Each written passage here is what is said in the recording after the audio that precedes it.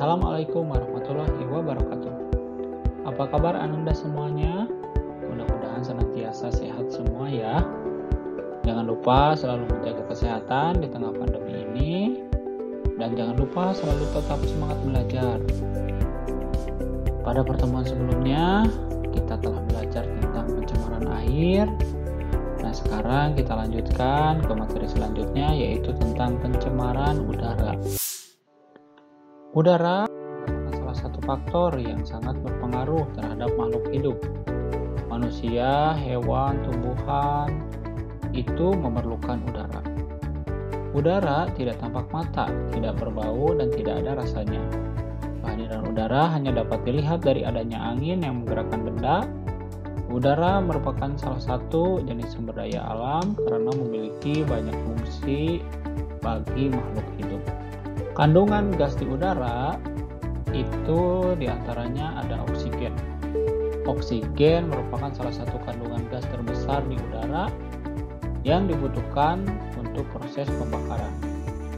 Baik pembakaran dalam tubuh, yaitu membantu proses pembakaran karbohidrat, yang mana oksigennya didapat melalui proses pernapasan, ataupun pembakaran yang terjadi di luar tubuh, seperti proses pembakaran sampah.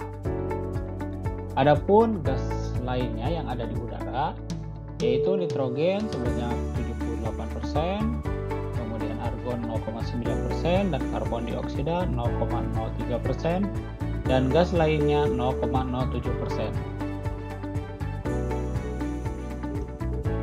Definisi pencemaran sendiri yaitu masuknya atau dimasukkannya makhluk hidup, zat, energi, dan atau komponen lain ke udara dan atau berubahnya komposisi udara oleh kegiatan manusia atau proses alam sehingga kualitas udara menurun sampai ke tingkat tertentu yang menyebabkan udara tidak dapat berfungsi sesuai dengan peruntukannya. Kira-kira apa yang akan terjadi ya jika bumi ini atau udara di bumi ini tercemar?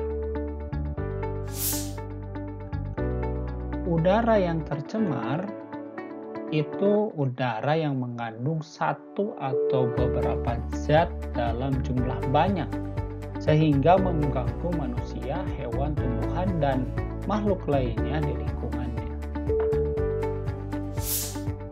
Sumber pencemaran udara atau polusi udara sendiri bisa berasal dari sumber alami, yaitu dari alam, contohnya dari kebakaran hutan yang secara alami menghasilkan asap atau zat buang atau hasil pembakaran yang mengganggu pernapasan. Kemudian dari gunung meletus juga bisa mengakibatkan pencemaran udara. Adapun yang kedua itu sumbernya bisa akibat dari kegiatan manusia, berupa bisa asap kendaraan bermotor, kemudian mesin-mesin pabrik yang dibuang sembarangan tanpa melalui darur orang terlebih dahulu. Jenis-jenis polutan udara atau zat pencemar. Ada oksida karbon, contohnya CO dan CO2 berasal dari pembakaran. Kemudian oksida nitrogen, contohnya NO, NO2, N2O sama dari pembakaran yang menghasilkan nitrogen.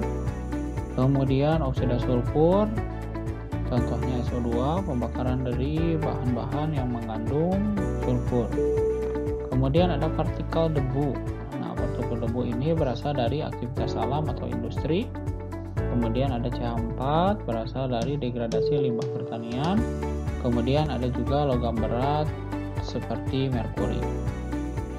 Dampak pencemaran udara. Gas yang dianggap berbahaya apabila melebihi kadar tertentu di udara diantaranya gas SO2, NOx. Kedua gas ini bisa menyebabkan terjadinya angin asap. Kemudian ada gas CO2. Ketika gas CO2 berkumpul banyak di udara, ini dapat mengakibatkan efek rumah kaca. Ketika terjadi efek rumah kaca yang berkelanjutan, dapat mengakibatkan pemanasan global. Ketika terjadi pemanasan global, ini sangat berpengaruh terhadap perubahan iklim, kemudian perkembangan ekosistem, dan yang lainnya juga bisa terpengaruh akibat pemanasan global ini. Kemudian ada gas CO. CO ini berikatan dengan Hb lebih kuat daripada oksigen, sehingga membahayakan ya. Ketika misalkan zat ini terhirup, maka akan berkurang oksigennya yang berada di dalam tubuh. Kemudian ada CFC. CFC ini ketika digunakan berlebihan maka akan menyebabkan lapisan ozon berlubang. Kemudian ada lagi debu yang mengandung partikel berbahaya seperti timbal, asbes, karbon juga dapat merugikan kesehatan manusia. Dampak lain dari pencemaran udara itu sangat berpengaruh terhadap kesehatan. Contohnya misalkan dampak pencemaran udara dari asap kendaraan, asap pabrik, asap rokok, dan yang lainnya bisa memicu terjadinya gangguan pernapasan seperti asma, ispa, dan kanker paru-paru. Selain itu, pencemaran udara juga bisa berakhir pada berkurangnya kadar oksigen di dalam tubuh manusia. Dampak pencemaran udara lainnya bukan hanya saluran pernapasan saja yang terganggu ya. Sistem peredaran darah juga dapat terganggu karena dampak dari pencemaran udara ini. Hal ini disebabkan oleh karbon monoksida atau CO yang jumlahnya sangat banyak sehingga membuat kadar protein, inflamasi, dan jumlah kekentalan darah bertambah. Itulah yang memicu radang pembuluh darah yang bisa mengakibatkan penyakit kardiovaskular. Dampak pencemaran udara lainnya, bagi ibu hamil, polusi udara juga sangat membahayakan diri dan janinnya. Dampak pencemaran udara bagi ibu hamil sendiri bisa memicu peradangan di seluruh tubuhnya dan memicu kelahiran prematur. Sementara untuk janin, keadaan ini dapat mengakibatkan keguguran atau terkenanya penyakit asma bagi anaknya kelak dan juga bisa memicu autisme pada anaknya. Pencemaran udara di negara Indonesia sudahlah sangat tinggi, sehingga diperlukan solusi untuk mengatasi dampak pencemaran udara yang terjadi. Salah satunya adanya program pembangunan yang berkelanjutan untuk mengatasi pencemaran udara ini. Salah satu program pemerintah yang dicanangkan sejak dulu yaitu program Langit Biru. Program Langit Biru ini pertama kali diluncurkan sejak tahun 1996 oleh Kementerian Negara Lingkungan Hidup.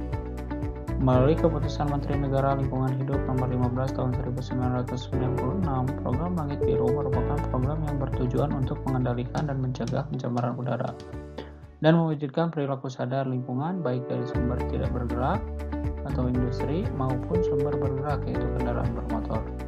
Nah, salah satunya itu dengan melakukan uji emisi terhadap kendaraan bermotor ataupun menggunakan bahan bakar yang ramah lingkungan.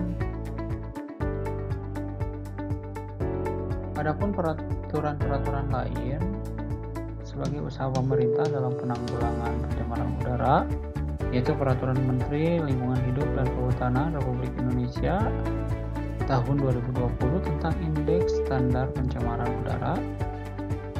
Kemudian Peraturan Menteri Lingkungan Hidup dan Kehutanan Republik Indonesia nomor 13 tahun 2021 tentang Sistem Informasi Pemantauan Emisi Industri secara terus-menerus. Tentunya pemerintah senantiasa melakukan perbaikan program, kemudian melakukan pembaharuan untuk mengatasi pencemaran udara yang terjadi di Indonesia. Udara yang bersih sangat diperlukan oleh makhluk hidup yang ada di bumi. Jika udara tercemar akan berdampak buruk terhadap kesehatan kita. Menjaga udara agar tetap bersih dan terhindar dari polusi merupakan salah satu bentuk kepedulian kita terhadap lingkungan dan masa depan kita semua. Sebagai pelajar, sudah semestinya ikut serta dalam pengendalian pencemaran udara secara terus-menerus atau berkelanjutan, tujuannya untuk mengurangi